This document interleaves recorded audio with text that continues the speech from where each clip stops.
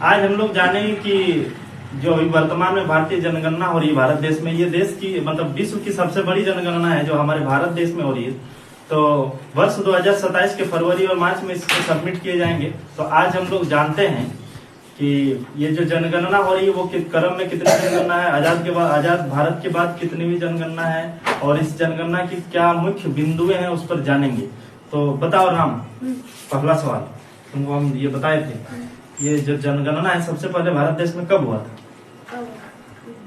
भारत में पहली जनगणना 1872 ईस्वी 1872 ईस्वी में। तो भारत उस समय आजाद नहीं हुआ था, 1872 ईस्वी में हुआ था। तो इसका मतलब अंग्रेजों का शासन था, ठीक है। पहला जनगणना कब हुआ? 1872 में। उस समय अंग्रेज का ये शासन था। तो उस समय तो प्रधानमंत्री राष्ट्रपति हुआ नहीं करता था। तो उस समय कंपनी बनाई थी, उस सब वायसराय क्या बनाई थी? वायसराय एक पद था। सबसे पहले गवर्नर जनरल था, इसको गवर्नर को बदल के वायसराय किया गया। तो उस समय का वायसराय कौन था? Lord Mayo. लॉर्ड मेयो के कार्यकाल में सबसे पहला जनगणना हुआ। तो इसका मतलब पहला जनगणना हम लोग भारत में 1872 में। दूसरा कब हुआ?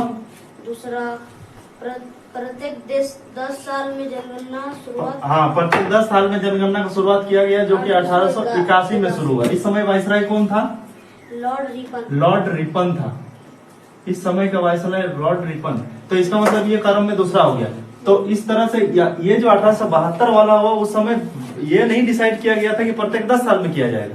लेकिन जब 1881 वाला हुआ तो वो लोग डिसाइड किया कि नहीं, प्रत्येक 10 साल बाद जनगणना करेंगे। इसमें एक इंपॉर्टेंट चीज और जान लो कि जनगणना ठीक है ये भारत में हुआ, तो इसका मतलब इंग्लैंड वाले खुद कराए होंगे, तब ना वहां पर हुआ, हम लोग के देश में आके कराया। तो सबसे पहला विश्व में सबसे पहला जनगणना कहाँ हुआ था? डेनमार्क में हुआ था। कहाँ? डेनमार्क। अगर पूरा विश्व का पूछेगा तो सबसे पहला जनगणना कहाँ हुआ? डेनमार्क। याद रहेगा? डेनमार्क। अच्छा, अब इस तरह क्रम में 1891 होगा, फिर 1901 होगा। ऐसा क्रम में करते करते हमारा आ जाता है 1931। इस समय जब 1931 में हुआ ना, तो उन लोगों ने डिसाइड किया, इस समय भी भारत देश क्या है, गुलाम है। इस समय डिसाइड किया कि नहीं, इस समय हम लोग जातिगत जनगणना करेंगे। क्या करेंगे? जातिगत माने कौन जात के कितने लोग, है ना। तो इस पहला बार जातिगत जनगणना कब हुआ? 1831 में। इस समय का वायसराय कौन था, बोलो? लॉर्ड 1931 में लॉर्ड इरविन जो था, याद तुम बढ़िया किया है। लॉर्ड इरविन 1931 में। ऐसा करते करते हमारा देश जो है ना आजाद हो जाता है कब? 1947 को। लेकिन क्रम में तो ये जनगणना का वर्ष है नहीं। कब होगा जनगणना? 1951 में होगा। ये जनगणना का दिन है क्या? वो साल तो है ना जनगणना का साल। तो फिर 1951, क्योंकि 10-10 साल का है ना, तो 1951 में। तो इस तरह से आजाद भारत का पहला जनगणना कब हुआ? 1951 में। तो ये आजाद भारत का पहला हो गया। अब ऐसे करते फिर 1961 आ गया, 1971 आ गया, 1981 आ गया, ऐसा करके 2001, 2011 जो था वो हमारा 15वीं जनगणना थी क्रम में। एकदम यहाँ से शुरू करेंगे तब। लेकिन अगर आजाद भारत का करेंगे यहाँ से, तो वो 7वीं जनगणना थी। कौन सा? आजाद भारत का 7वीं। तो अभी जो हो रहा है, कब हो रहा है? 2026 में हो रहा है, लेकिन सबमिट किया जाएगा 27 में, इसलिए इसको लिखेंगे 27 फरवरी मार्च में इसको सबमिट कर दिया जाएगा, अप्रैल तक क्लियर। तो 2027 का देखो, इसके बाद 11 के बाद कब होना चाहिए था? 11 के बाद 21 में होना चाहिए था। लेकिन 21 में हुआ क्या? नहीं हुआ। क्यों नहीं हुआ था? उसका कारण? हाँ, उसका कारण कोरोना आ गया बीच में, जो कि कोरोना बहुत बड़ी महामारी थी। इसे जंग से लड़ना जरूरी था। लेकिन इस कोरोना के दौरान भी सरकार ने वैक्सीन देके ना मोटा मोटी आंकड़ा वो जान गया था। सरकार ने वैक्सीन दिया था सबको, जितने आदमी थे सबके लिए वैक्सीन, बच्चों के लिए अलग, पुरुषों के लिए, वयस्क के लिए, सबके लिए। तो उसमें भी वो भी ऑनलाइन पोर्टल पर जाता था। इसका मतलब एक गिनती हो गया था।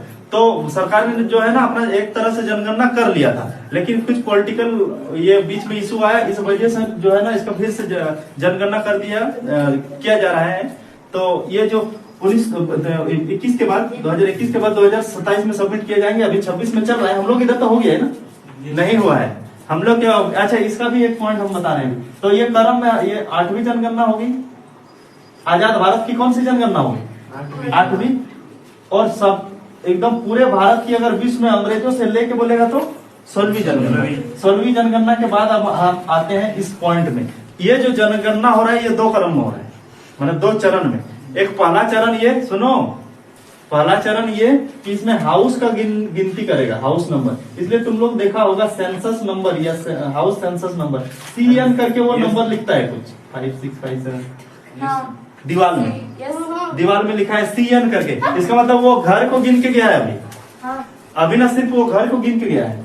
उसके बाद वो जो है मोबाइल से उसको अपलोड करेगा में होगा। एक तो पहले अभी हाउस का गिनती कर रहा है, उसके बाद मनुष्य का गिनती करेगा कि एक्चुअल में हमारे पास कितना जनता है, महिला है कि पुरुष है, कि कौन जाति का है, कौन भाषा बोलता है, उसकी घर अभी घर के साथ घर का स्थिति देख रहा है कि कितना रूम है, कैसा है, कमरा कैसा है, बाथरूम है कि नहीं, पानी का सुविधा क्या है, वो सब लेके गया। डिजिटली जनगणना हो रहा है। डिजिटल माने उसको ना मोबाइल में डायरेक्ट अपलोड करेंगे एकदम पोर्टल में। तो इसके लिए ना एंड्रॉइड का जो वर्जन है ना कम से कम 10+ माने कम से कम 11 होना चाहिए। एंड्रॉइड का वर्जन जाना है ना, 10 से नीचे अगर एंड्रॉइड वर्जन रहेगा तो उसमें शायद वो लोगों को काम करने में सुविधा नहीं होगा। इस वजह से उसका भी एक कंडीशन है कि जितना मास्टर लोग जनगणना अगर 1931 में हुआ था तो ये भी जातिगत जनगणना ही है। तो ये दूसरा जातिगत हो गया। दूसरा जातिगत जनगणना ये कब? जातिगत गणना 2027 लिखेंगे क्योंकि अभी सबमिट नहीं हुआ है, लेकिन सबमिट होगा 27 में। तो दूसरा जातिगत जनगणना कब हो रहा है? 2027 में। जो करंट इसका जो है ना, जो हर बार जो सरकार कुछ काम करवाती है ना तो उसका एक नारा देता है। तो 2027 का नारा है प्रगति और विकास। इसका नारा क्या है? 2027 वाला जो करंट चल रहा है उसका नारा है प्रगति, इसको मस्कट भी बोलते हैं, और विकास। 2027 और जो ये 2011 वाला था ना उसका प्रगणक सिलिका था, प्रगणक सिलिका ऐसा कुछ था। और इसका जो मैन है कौन? आयुक्त। जनगणना आयुक्त होता है और उसका हेड जो जनगणना करा रहा है। तो जनगणना जो आयुक्त है 2027 वाला जनगणना आयुक्त वो है कोई नारायण है, नाम तो हम बुला रहे हैं, कोई नारायण है। तो उसको भी माने वो हेड है। इसमें खर्चा कितना आएगा? 11,870 करोड़ इसमें खर्चा भी आएगा। हमको एग्जैक्ट डाटा याद नहीं लेकिन ऐसे ही 11,000